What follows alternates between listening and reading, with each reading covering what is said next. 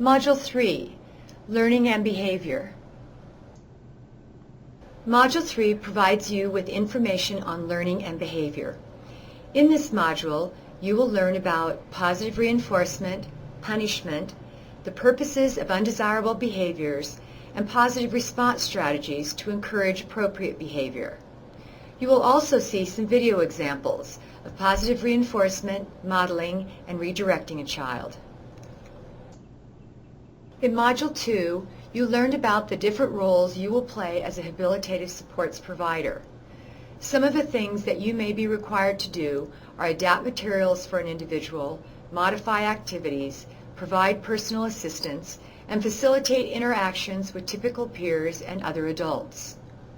To be successful, you will need some basic information about the individual you support, along with an understanding of the environment in which an activity will take place. Together with this kind of information, it is also important for you to understand a little about learning and behavior. Behavior is an action or reaction of a person in response to external or internal stimuli. In other words, our behavior is how we respond to things in our environment and within ourselves. Behavior is observable, and therefore you can see it. You can see a child talking or eating. You can see a child kicking or yelling. A behavior is measurable, meaning you can count how many times it happens. Internal feelings are not behaviors. For example, a child might try to operate a toy. When the toy doesn't work, the child throws it. You might infer that he is frustrated, but he throws it because it doesn't work, and therefore he is not reinforced. Learning occurs as a result of consequences on a behavior. That is, a behavior that is followed by a desirable consequence tends to be repeated more frequently, and behavior that is followed by an undesirable consequence tends to occur less frequently. For example, a child might receive extra playtime for walking the dog. The playtime is the consequence for walking the dog. Therefore, the child is more likely to walk the dog in the future. On the other hand, when a child throws a baseball in the house, his mom takes the ball away.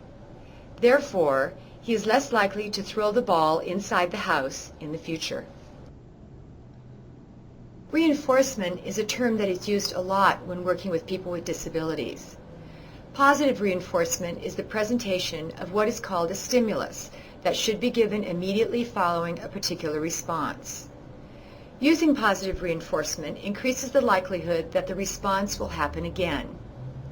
Many human behaviors are learned as a result of positive reinforcement. For example, Jane's daughter Megan sometimes refuses to share her toys with her cousins. Knowing that Megan responds to hugs and praise, an example of a stimulus that Megan likes, her mother hugs and praises her when she does share her toys. After having her mother reinforce her over a period of time, Megan now shares her toys more often when she plays with her cousins. Positive reinforcement is important for everyone. Think about the different ways that you like to be reinforced. It might be having someone say something nice to you, or give you a hug, or doing the dishes after you finish dinner. In the next slide, you will see a demonstration of reinforcement. While this would not be a setting for habilitative supports, it is a good example of reinforcement. Pay attention to the different ways that James reinforces Patrick. Gonna do that? All right, really? Okay, let's do that. There we go. All right, let's see. What you gonna draw? Show me. Show me what you can do. Pick one. There you go.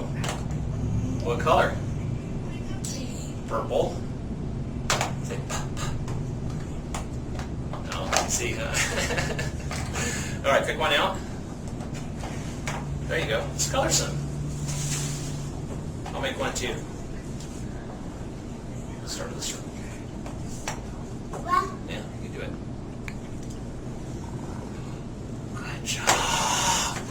squirt toes. All right, let's pick a different color. I'll get blue. You have brown. There you go. What else? Good. Let's make some eyes. Make some eyes right here. There you go. Another one right there. Excellent. Good job, buddy. Good for you. Good for you. You want to do any more? No. No? Are you done? Really? All right. You want to try that Play-Doh again? No. Come on. Let's do some Play-Doh. Come on. You love Play-Doh.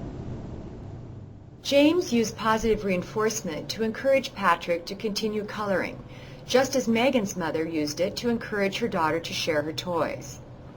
Rita's mother, on the other hand, also uses positive reinforcement, but the outcome in the long run is probably not what she wants to teach her daughter. Each Saturday, Rita and her mother go to the grocery store. When Rita is situated in the shopping cart, she begins to scream. To make Rita stop screaming, her mother gives her candy. She too is applying the principle of positive reinforcement. She is immediately giving her daughter something meaningful as soon as she begins to scream. When she gives Rita the candy, Rita stops screaming. She goes through this routine every time she goes to the store. So, as you can see, using positive reinforcement can indeed increase and maintain behavior, but it is important to understand what kinds of behaviors people are learning.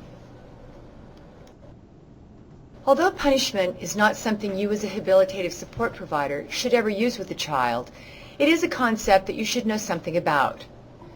Punishment can best be thought of as the presence of something aversive, that is, something that a person doesn't like. If your son is blasting his favorite music, you probably ask him to turn it down because you want to remove the punishing stimulus, which is the music. Punishment is typically thought of as a way to decrease behavior.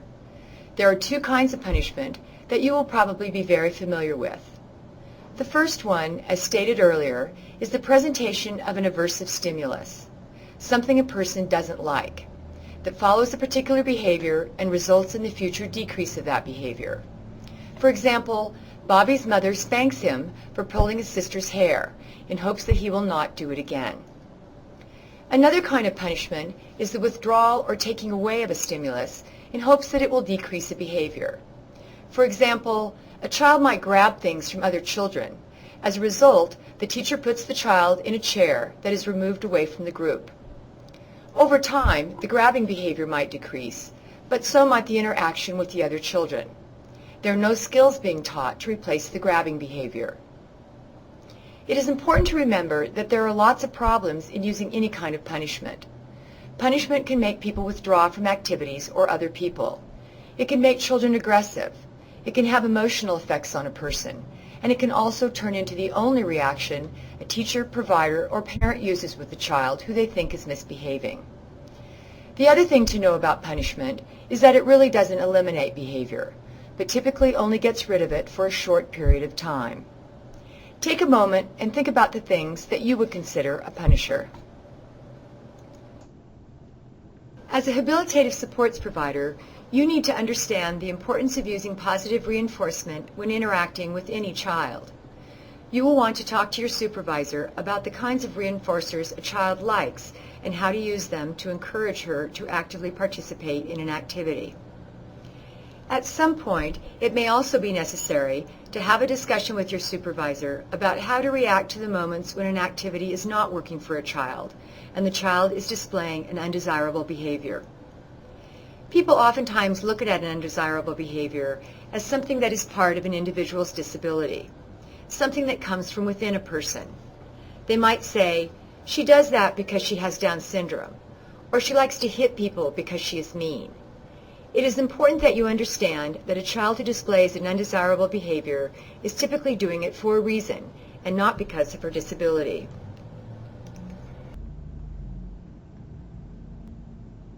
An undesirable behavior usually serves a purpose. In other words, behavior is not random. A child who hits someone, has a tantrum, or hurts herself is doing it for a reason. These kinds of behaviors oftentimes give us information that the child does not have the communication skills to get her needs met. You also need to understand that if a child displays a behavior, that behavior has probably worked for the child in the past. That is, the child has been reinforced by getting what she wants or doesn't want.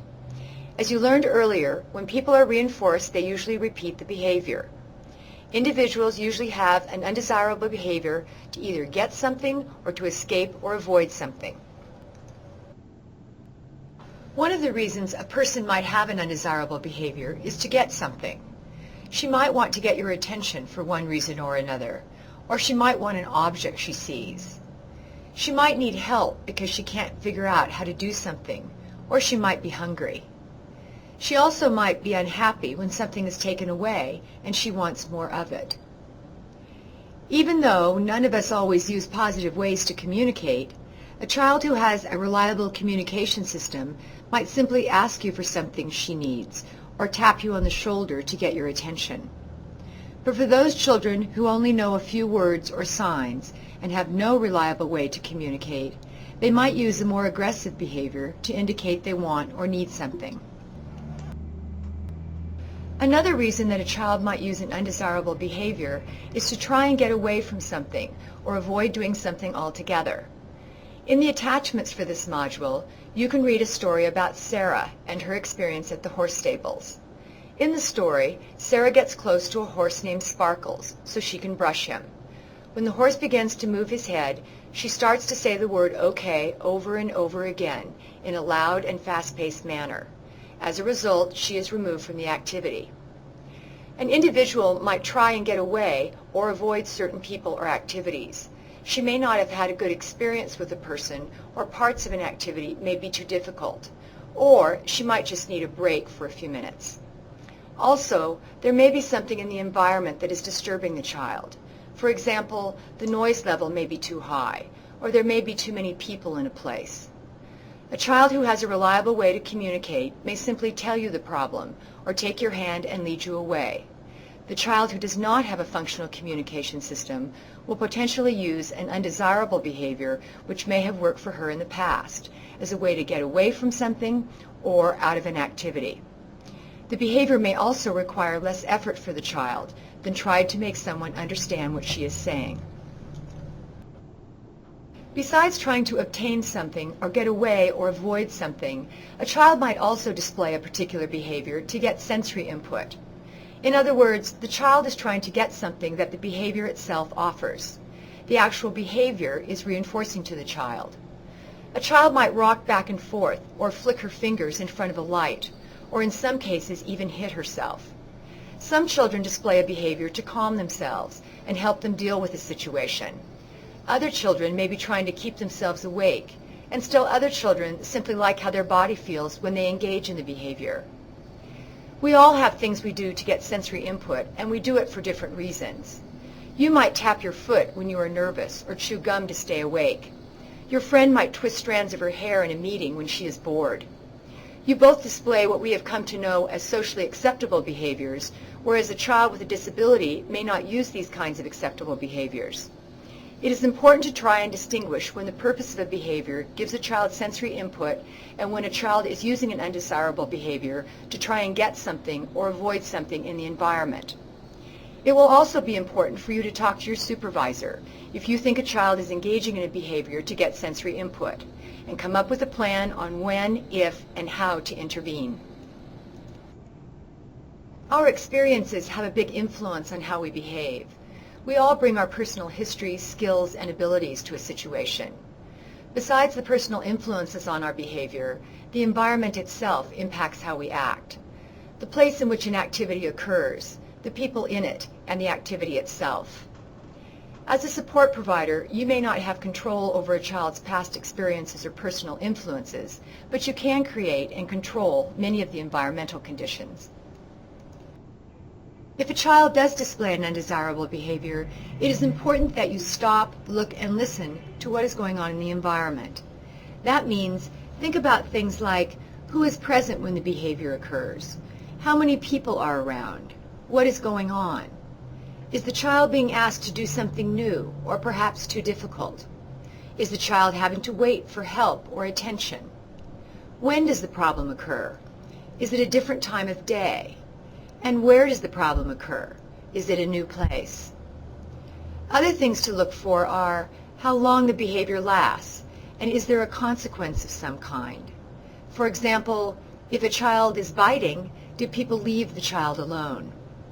All of these things will give you information that you can use to try and figure out the purpose of a behavior and prevent the same thing from happening in the future. It is also important to pay attention to when things are going well for the child, what's happening in the environment, who is present, and what is the child being asked to do. It's a little like being a detective, being alert to everything that's going on around you. Understanding the triggers for a child, that is, what's going on in the environment when a child has a problem, can potentially help you figure out what to do to prevent an issue in the future. If you think an activity is too difficult for an individual, you might want to develop an additional adaptation or provide additional assistance to help the child. Another strategy is to give a person some choices during an activity. Giving choices to people increases their control, something that is important for all of us. A child may be offered a choice within an activity or offered a choice as to the order of what will happen in an activity. People also like to know what they are supposed to do during an activity. If you are participating in a game and you don't understand what to do, you probably have the option of asking someone around you for instructions. Children with developmental disabilities do not always have this luxury. We might assume they know what to do, but if instructions are too difficult or confusing, then there could be a problem. One of the best ways to give information to a child is to actually model what you want the child to do. Sometimes a child might do better if they receive information in several different ways. For example, showing a child what to do paired with verbal instructions, or showing a child what to do and then taking the child's hand and doing the activity with him. Finding the beginning and end of an activity is also an important strategy. You probably have a watch or a calendar you use to help you plan your day. You understand when a meeting or an event is going to begin and end. This is not always the case for children with disabilities. They are oftentimes just taken places without any information given to them about when an activity is going to start or how long it will last. Depending upon the child's receptive communication skills, that is, what and how a child understands the information you give her, you and your supervisor might decide to do some additional things, like not only tell her about an activity, like we are going to swim to the end of the pool and then get out, but also show her pictures that tells her more about the activity. In Module 2, you read about Rachel and how she supported Henry at the bowling alley. She used a visual cue of pointing to let him know what she expected him to do. She would point to things like his shoes as a signal for him to either take them off or put them on. She would also point to the bowling ball as a signal for him to pick it up and put it on the bowling ramp. One of the things that can be very upsetting for a child is when the routine of an activity is changed. Even small changes can cause a problem for a child. You might not think the change is important, but to a child who is depending upon the consistency of a routine, any change can be very disturbing. It will be important for you to be aware of any changes in the environment that could potentially impact a child. If changes do occur, you need to be able to communicate those changes either by telling the child, showing her a picture, or having some kind of symbol that indicates things will be different today. Responding strategies are changes to the consequences following an individual's behavior. If a child is using an undesirable behavior within an activity, you want to make sure that you try and respond in a way that encourages the child to use a more positive way of communicating. It's about letting the child know that the behavior she is using doesn't work anymore. Rather than just reacting to the behavior, responding strategies can let the child know that there are other ways to get her needs met. Redirecting a child can be a powerful responding strategy. Once a behavior has occurred, the trick is to not reinforce the undesirable behavior, but rather redirect the person to use a more positive behavior and then reinforce that behavior. For example, when Sarah is engaged in a task that is too difficult for her, she will begin to hit herself. When she does this, her mom redirects her by encouraging her to say help, praises her for saying it, and then helps her with the task. Taking a break is another powerful responding strategy. Sometimes we all need to stop for a moment and regroup. It's no different for a child with a disability. Asking for a break can also be a way that a child learns to control herself. Using this kind of strategy requires that you, as the support provider, recognize the environmental triggers and the signal a child is sending that indicates she is having a problem. On the next slide, you will see a planning strategy that Sarah's support provider used. You will find a completed form in your attachments.